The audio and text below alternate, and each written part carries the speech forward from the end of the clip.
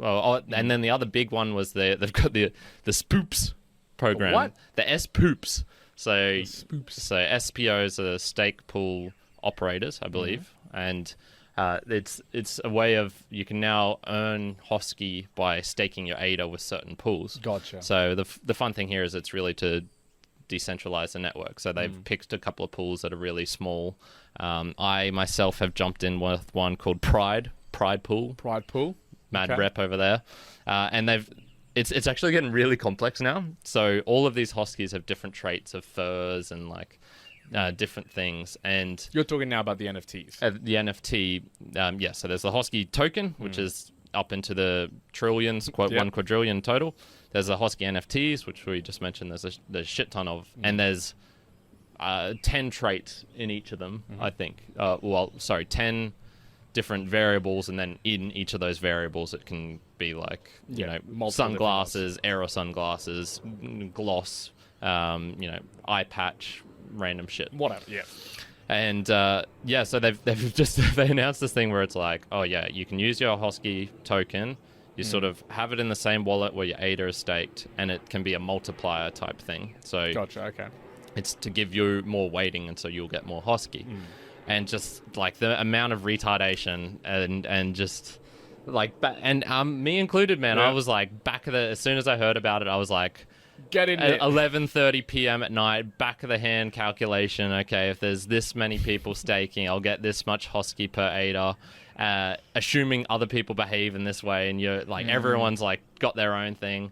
I saw people saying, oh yeah, you'll probably get about 38 HOSKY per ADA, which is shit all. And then I was like, well, by my calcs, you'd get like 38,000. So I don't know where this guy's getting this number from. So that was the cool thing about it was like the gaming dynamics, I guess. I was going to ask you, do you think it was that valuable? Like spending that time learning about it was fun, HOSKYing, spoop.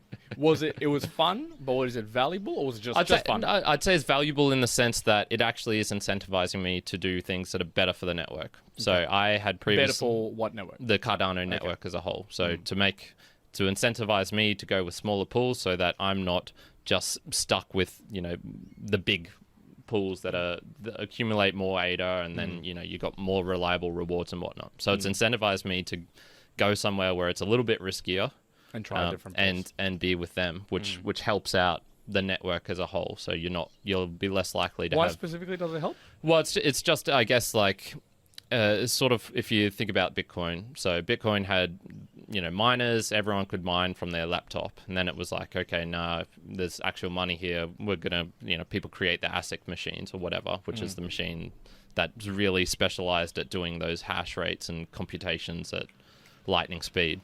And then that prices out the little person, and so you get huge gangs of people getting together now and doing that. And I think there was at one point, I don't know if it still is, where basically 2 or 3 companies owned 90% of the hash rate or whatnot, which is not decentralized. But why is it more... Okay, so is it the value that it just keeps it more decentralized? It's just riskier. Like, it's, that's sort of one of the whole points of the blockchains, right? To make it more decentralized, so you don't just have one, Australian government saying this is what we're going to do with our money, and you as the individual person have like no input into that. And that's only when you stake it.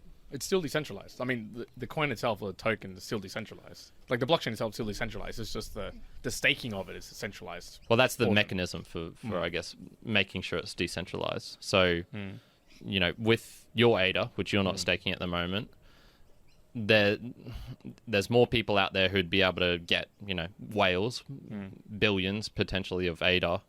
And if they continue to do that, continue to get enough, then they could probably start doing some little bit of iffy things to make the network more suited for them.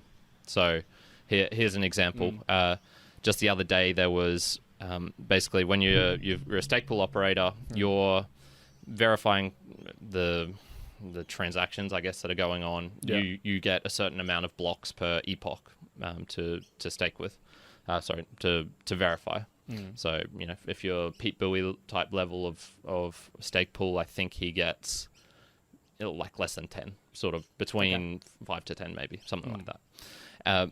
If you are a bigger pool, what you can do is you can be running two sort of networks at the same time, and this is just to ensure that you're always going to be online, because when you're one of those bigger pools, you can't have any downtime at all because you'll miss a block. So you'll miss out on doing this. So there were some people who had essentially two verifying machines at the same time. It's still the same stake pool, but it was doing two things at once, and one of them would eventually deviate away, and then it would become sort of, this is the incorrect blockchain, this is the real one.